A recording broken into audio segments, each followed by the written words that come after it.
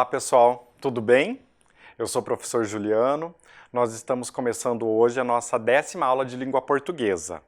Só que antes nós precisamos revisar os conteúdos que nós tivemos nos últimos encontros com a professora Fabiola. Vamos lá? Então, a professora Fabiola conversou com vocês sobre algumas questões. Lembram? Recordam? Linguagem formal. O que seria a linguagem formal?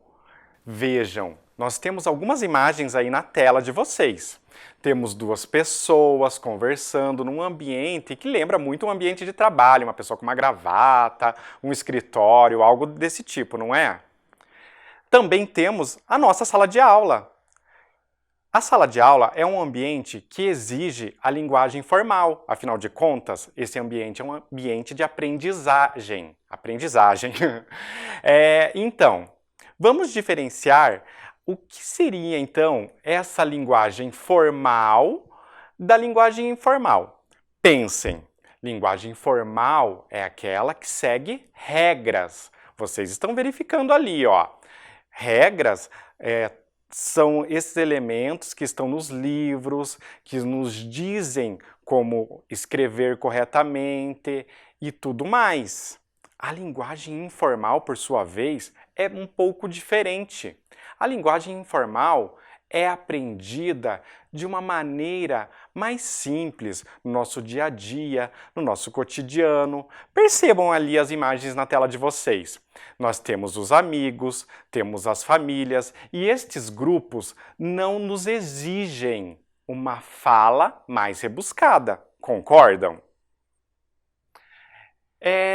Se a gente continuar nessa revisão, nós vamos perceber algumas situações. Vejam, um grupo de amigos pode perfeitamente utilizar de algumas substituições em alguns momentos de fala. O convite, vamos, pode perfeitamente ser substituído por partiu? Ou quem sabe, bora? Quem aí talvez use um desses termos? Eu acredito que seja possível, não é mesmo? Então, estes exemplos nos remetem, nos lembram a exemplos claros de linguagem informal. Continuando a nossa revisão, aqui nós temos um exemplo de variação linguística regional, ou seja, de um lugar para outro do Brasil existe uma certa variação. Percebam, a palavra vina, que todos aqui no Paraná, em Curitiba, conhecem muito bem, em outras regiões do nosso país é conhecida como salsicha. Alguém já lembrou desse exemplo? Com certeza, não é mesmo? Existem outros exemplos. Vamos ver. Penal. Quem vai à escola não leva suas canetas, os seus lápis, a borracha em um penal? Então, pessoal, em outros lugares do nosso país, talvez as pessoas conheçam este utensílio como estojo e nem saiba o que seria esse penal. Continuando, tudo isso vai variar de acordo com o conhecimento que nós temos a respeito da língua. Percebam, o conhecimento é variável, porque as pessoas podem ter um certo nível de instrução, uma certa bagagem, e isso pode ser variável. Eu me recordo que na última aula a professora Fabiola fez alguns questionamentos com vocês, e vocês concluíram que o falar errado não é aquilo que nós normalmente conhecemos, que normalmente as pessoas acreditam acontecer. Por exemplo, a linguagem informal, ela é aceita na fala. O fato é, nós temos regras que vão nos permitir falar e escrever de uma maneira mais adequada. Significa que eu falar vina esteja errado? Não, pelo contrário, essa é uma variação linguística regional. Significa que eu falar bora esteja errado? Não. E essas variações ocorrem de maneira dinâmica na língua. São exemplos de como as pessoas interagem cotidianamente com a língua. Claro que conforme vamos à escola, aprendemos as normas, devemos sim escrever da maneira correta. Isso é o correto. Mas continuando, falei ali que isso vai variar de acordo com o conhecimento. Essa palavra está aí na tela de vocês. Vejam, a palavra conhecimento inicia com uma sílaba. Conhecimento. Ela está com uma cor diferente ali em vermelho, na cor vermelha. Existem outras palavras que precisam dessa sílaba.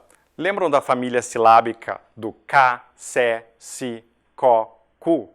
Então, vamos verificar outras palavras que podem ser escritas com co de conhecimento. Ali nós temos comida, inicia com a mesma sílaba. Sacola, veja que não inicia, mas a sílaba co, que no caso vai ser falada co, de sacola, está lá no meio, no centro da palavra. E eu também tenho banco, preciso também dessa sílaba. Verificaram como essas unidades sonoras são importantes na formação das palavras? Então, hoje nós vamos começar a nossa aula 10. E o que a gente vai aprender nessa aula? Nós vamos fazer uma leitura de poemas, vamos conhecer alguns poetas importantes da história do Brasil, vamos também exercitar escritas de sílabas com cré, pré e tré. Vamos lá? Um poema. Todos aqui já leram ou já ouviram algum poema? Vamos ver o que significa essa palavra poema. Poema vem do grego, poem, que significa fazer, criar, compor. Olha que interessante, a palavra poema, então, já significa compor, criar. Percebam, poema é uma criação do poeta. E vocês sabem qual é a diferença entre poema e poesia? Poema é o texto. A poesia é a beleza que eu encontro dentro desse texto. Tanto é que eu posso, por exemplo, encontrar poesia dentro de uma letra de música, de uma pintura de um artista famoso. Eu posso encontrar poesia ali. O poema é o texto. Continuando. Na literatura, a palavra pode ser lapidada, melhorada, aprimorada e dissecada, esmiuçada, decomposta, de acordo com a vontade de quem escreve. O poeta é livre. O poeta ele pode lapidar como um diamante. Olhem ali a imagem. O que significa lapidar? Significa tirar as impurezas do diamante e deixar ele bonito, com aquela imagem que nós conhecemos ali, ó. E o que seria decomposta?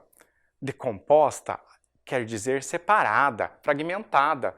Ou seja, eu posso separar as palavras, formar novas palavras a partir de uma outra.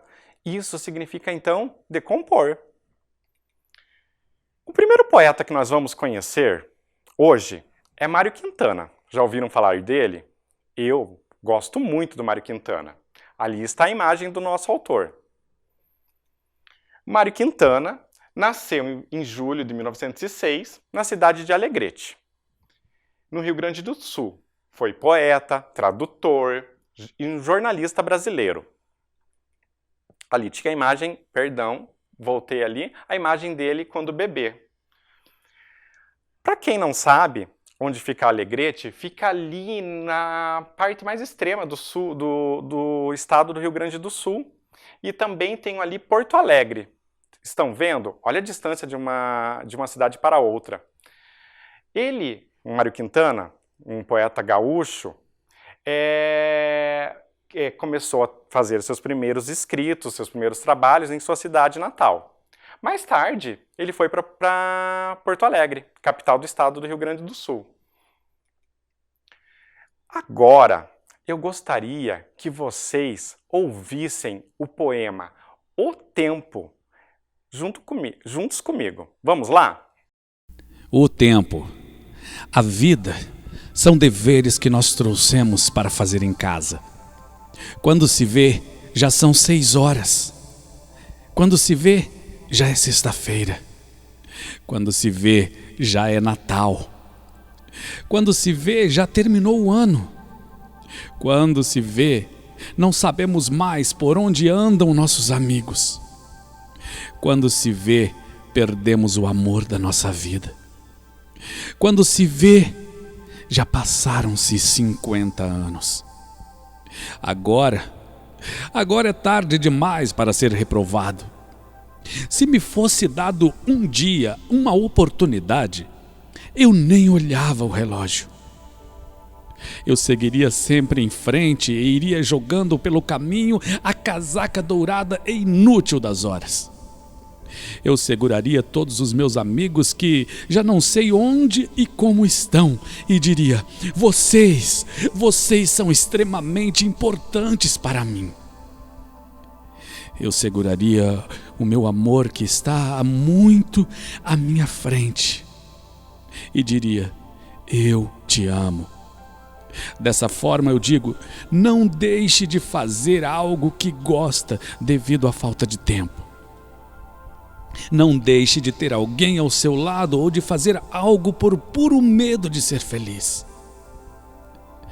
A única falta que será desse tempo que, infelizmente, não voltará mais. Mário Quintana.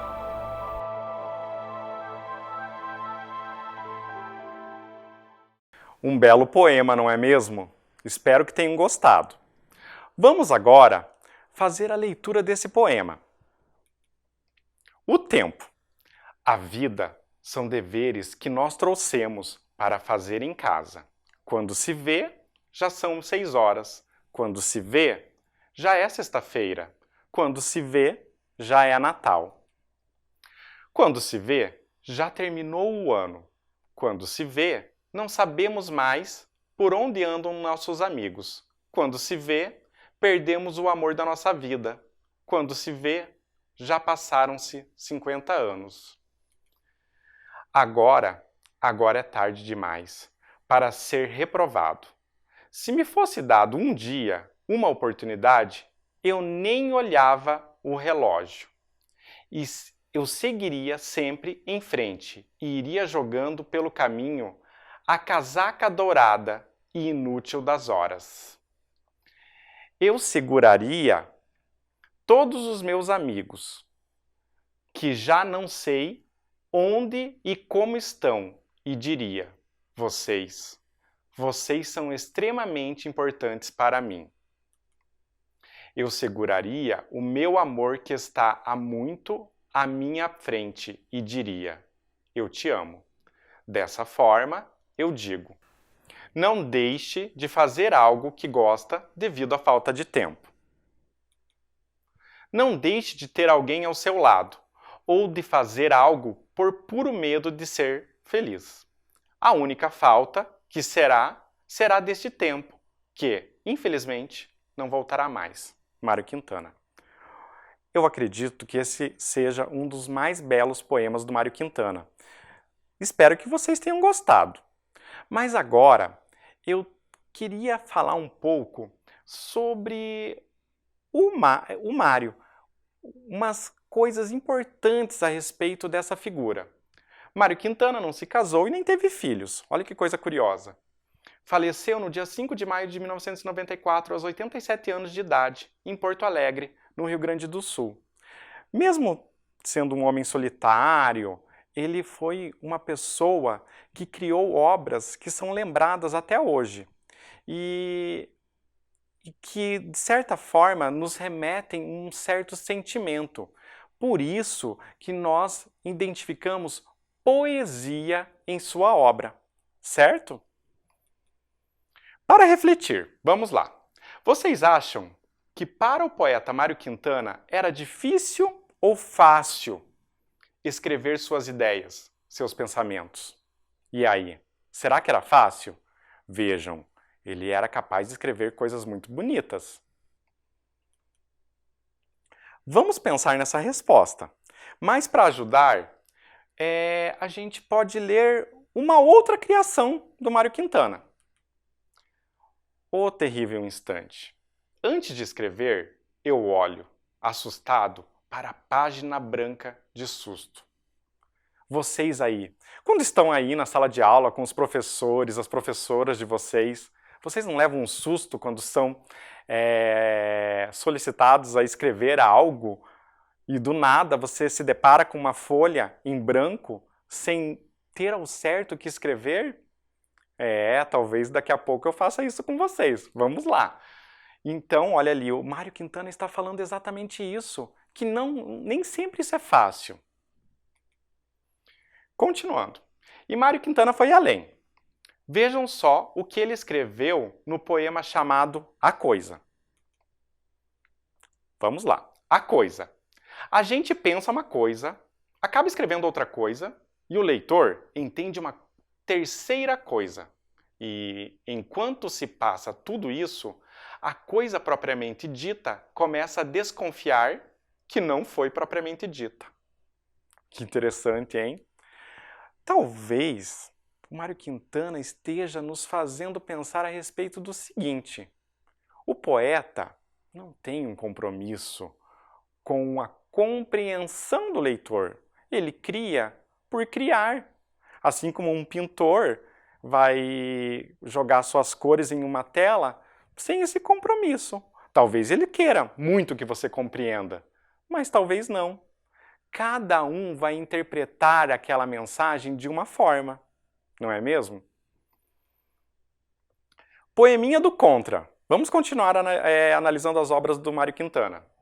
Todos esses que aí estão, atravancando o meu caminho, eles passarão e eu passarinho. Olha que poema, hein? Vejam, às vezes as pessoas estão ali, né? Olha, tem até uma imagem, né? Uma rua lotada, de difícil passagem. E isso é atravancar o caminho, né? Se você quer chegar ao outro lado. Mas o que o Mário Quintana nos disse ali, hein? Esses passarão. Eu voarei, irei longe. É uma sugestão, né? Não sei, cada um de vocês pode pensar de uma maneira diferente. Um outro poeta que nós vamos conhecer hoje é Carlos Drummond de Andrade. Ali temos a foto dele. Ele tem um belo nome, não é mesmo, pessoal? Vamos lá. Carlos Drummond de Andrade nasceu em Itabira do Mato Dentro, em Minas Gerais, no ano de 1902. O poeta modernista foi homenageado em diversas situações. Em uma delas, teve seu rosto estampado nas notas de 50. Que coisa, não é mesmo? Ter o seu rosto estampado numa nota, numa cédula de dinheiro. E é uma coisa que estava na mão, um objeto que estava na mão de todos, não é mesmo? E além de ter o rosto, havia um poema também nessa cédula. Ali, na tela de vocês vão ter imagens do local onde ele nasceu. Mas ainda temos outras homenagens do Drummond. Aqui temos uma estátua do Drummond em uma praia famosíssima, a praia de Copacabana, e é também uma das várias estátuas que existem do Drummond aí pelo Brasil. Mas essa faz muito sucesso até por virar um cartão postal. Muitas pessoas que vão até o Rio de Janeiro tiram uma foto naquele local. Vamos ler um poema dele. Poesia. Gastei 1 hora pensando um verso, que a pena não quer escrever. No entanto, ele está cá dentro, inquieto, vivo, e não quer sair. Mas a poesia deste momento inunda minha vida inteira. Carlos Drummond de Andrade. Que legal esse poema, não é mesmo? Vamos pensar nele agora, analisando os seus versos. Vejam ali. Gastei 1 hora pensando um verso. Ou seja, será que foi fácil para o Drummond escrever? Olhem só. Temos a imagem ali do Rodin, uma estátua do Rodin, né, o pensador, representando essa ideia de pensamento, né? E a passagem do tempo. 1 hora para escrever um verso. Um verso é uma linha do poema, gente. Que a pena não quer escrever. Por que será que ele usou essa palavra pena? Vejam que dá para a gente fazer uma relação com o início da nossa aula de hoje. A pena era um objeto usado para escrita antigamente. E por isso que talvez, que explica, né, com certeza, a origem da palavra penal. Penal, o lugar onde se guardava a pena. E hoje guardamos canetas, certo? Então, a pena não quer escrever ali, ele não consegue, a caneta não, a pena não se não faz, ele não está conseguindo fazer uso desse objeto. No entanto, ele está cá dentro, inquieto, vivo e não quer sair. Olhem só, todos os pensamentos estão ali, em sua mente, mas não se manifestam. Então, o Drummond está nos fazendo pensar aí, por meio da sua obra, que não é tão simples escrever. Um outro exemplo, um outro poema aqui do Drummond. Mas a poesia deste momento imunda a minha vida inteira. Eu falei um outro exemplo, perdão, pessoal, é só a conclusão desse mesmo poema. Mas a poesia deste momento inunda a minha vida inteira. Vejam, a poesia, o sentimento está ali. Ele só está tentando concluir. Ou seja, ele está pleno, mas não consegue manifestar. Quantas vezes a gente tem as ideias e não consegue colocar no papel? Não é? Ali uma citação que define muito bem a personalidade dele. Ser feliz sem motivo é a mais autêntica forma de felicidade. Concordam? Eu concordo. Não existe motivo para a gente ser feliz, né? Se você está vivo, está aí, está bem, tem que ser feliz. Continuando. Um terceiro poeta que nós vamos conhecer hoje é o Paulo Leminski. E desses três, é um poeta que nos chama muita atenção, justamente por ser, assim como muitos de nós, curitibano. Vamos lá. Paulo Leminski Filho nasceu em Curitiba no ano de 1944. Foi escritor, crítico literário, tradutor e professor. O poeta destacou-se criando obras marcantes e cheias de trocadilhos, repletas de brincadeiras com ditados populares. O Leminski, ele tem uma característica muito peculiar. Ele escreve fazendo esses pequenos jogos de palavras, poemas geralmente curtos também, e assim como os demais, ele transborda sentimento nesses pequenos trechos de escrita. Continuando ali, pessoal. Olhem só. O Paulo Leminski teve várias homenagens em nossa cidade. Uma delas é a própria Pedreira Paulo Leminski. Alguém já foi até esse local? É um local muito bonito da nossa cidade. Temos também ali o Colégio Estadual Paulo Leminski, que fica ali no bairro Tarumã. É uma homenagem a ele.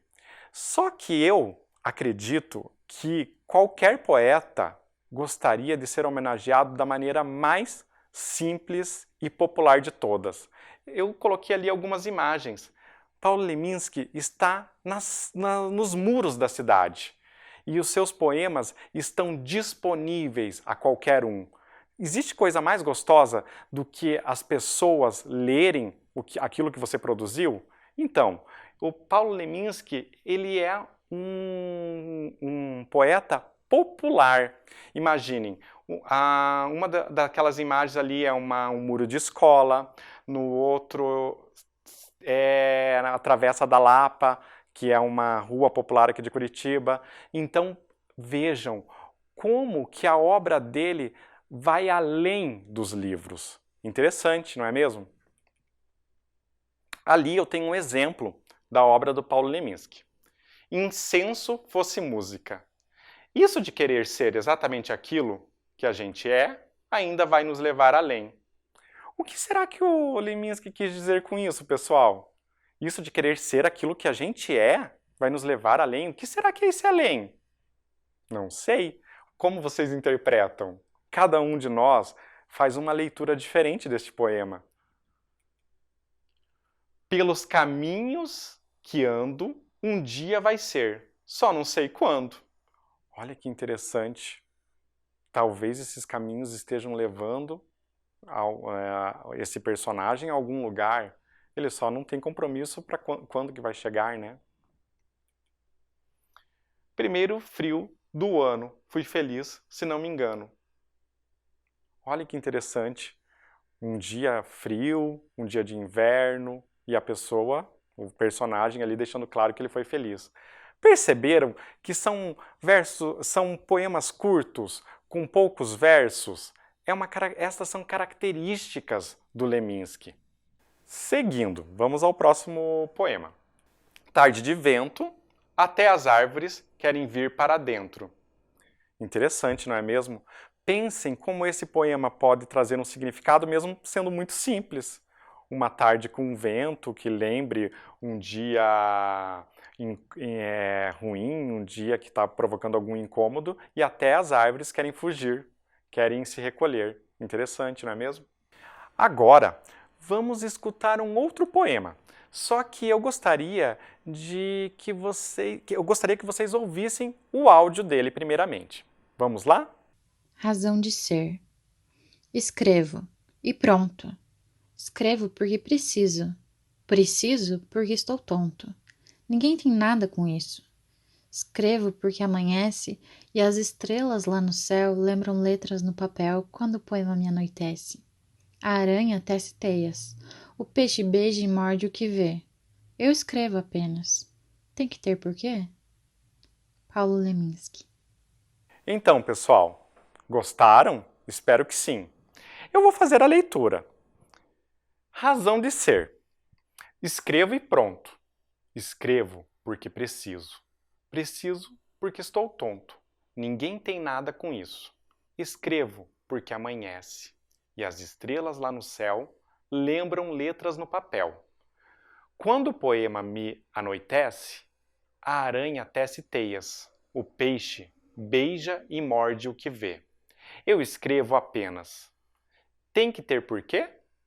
Paulo Leminski. Esse poema também é muito bonito, não é mesmo? Vamos ler esse poema novamente, só que dentro de um exercício. Eu gostaria que nós retomássemos alguns conteúdos relacionados à nossa escrita, a escrita de palavras. Apareceram algumas palavras naquele poema que talvez para alguns de vocês sejam um pouco mais difíceis. Lembram ou já viram, talvez, na sala de aula, essas famílias silábicas ali? Vamos retomar bem rapidamente aqui, juntos? Vamos lá. Olha, temos lá a família do br. Olha lá, ó. Bra, bre, bri, bró, bru. Cra, do cr. Cra, cre, cri, cro, cru. Dra, dre, dri, dró, dru. Pra, pré, pri, pró, pru. Tra, tre, tri, tró, tru. Essas sílabas não são tão simples, não é mesmo? Agora, eu gostaria que vocês pensassem o seguinte. Aliás, antes de tudo, coloquem aí no caderninho de vocês a data, o número da aula, estamos na aula 10, língua portuguesa. E eu gostaria que vocês começassem a fazer um exercício de escrita. Eu vou dar um tempo para vocês, quando estiverem colocando a data, já podem ir copiando o enunciado do exercício. É o seguinte, eu quero que vocês procurem nesse poema que vai ficar na tela de vocês o seguinte. O número 1, copie no poema ao lado palavras escritas com cré, pré e tré. Vocês vão ter um tempinho aí para copiar o enunciado do exercício e buscarem estas palavras. Pode ser que essas sílabas apareçam no meio, pode ser que apareçam no começo. Vocês vão fazer uma leitura agora, individual, sozinhos, e vão buscar essas palavras, ok? Eu vou dar um tempo para vocês.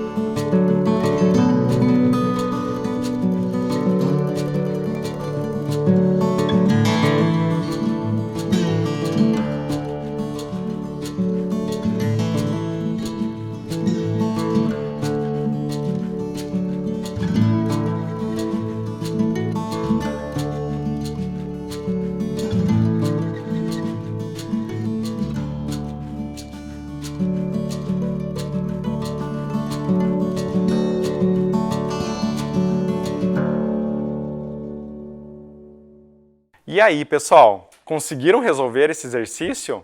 Trabalhoso, não é mesmo? Vamos agora fazer a resolução dele.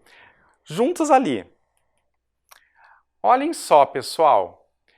Nesse poema, existem várias vezes algumas palavras com estas mesmas sílabas. Eu vou reler o poema. Razão de ser. Escrevo e pronto. Olhem lá, a primeira palavra já tem essa sílaba. Escrevo. Então, a sílaba cre pode ser encontrada na palavra escrevo. Continuando lá. Escrevo porque preciso. Vejam que está em vermelho ali. Está com a cor vermelha. Preciso tem uma sílaba das que foram pedidas ali, não é mesmo? Olhem lá. Preciso. Então já temos uma outra resposta. Continuando. Preciso porque estou tonto. Ninguém tem nada com isso. Escrevo porque amanhece. E as estrelas lá no céu. Olhem ali.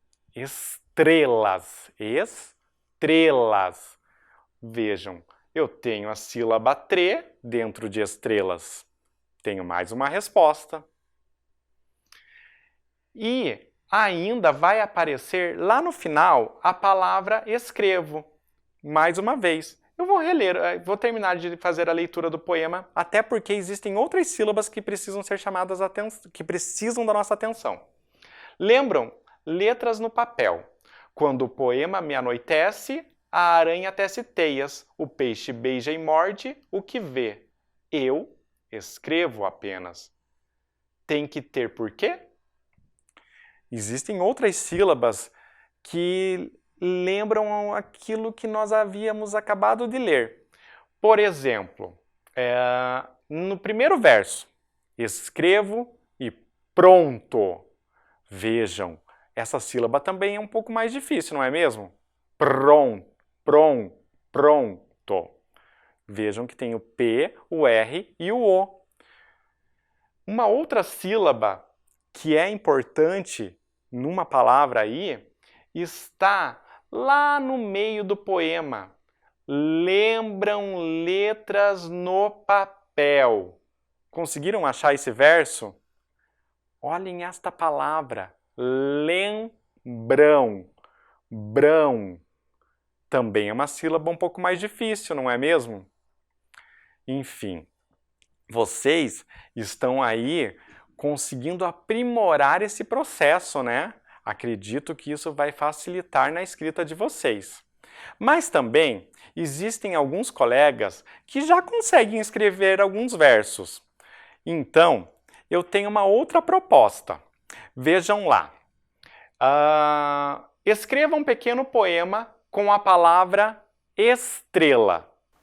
Será que vocês conseguem escrever agora esse poema? Para que vocês copiem esse enunciado, eu vou dar alguns minutos aí.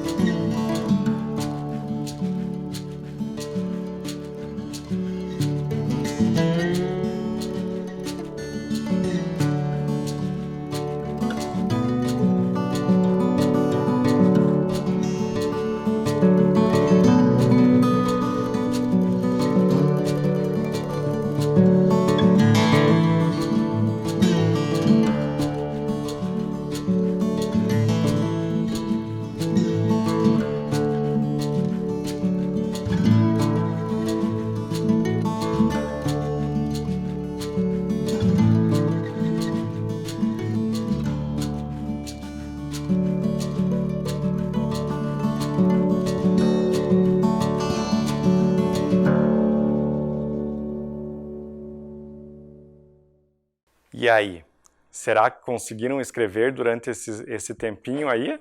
Talvez não, né?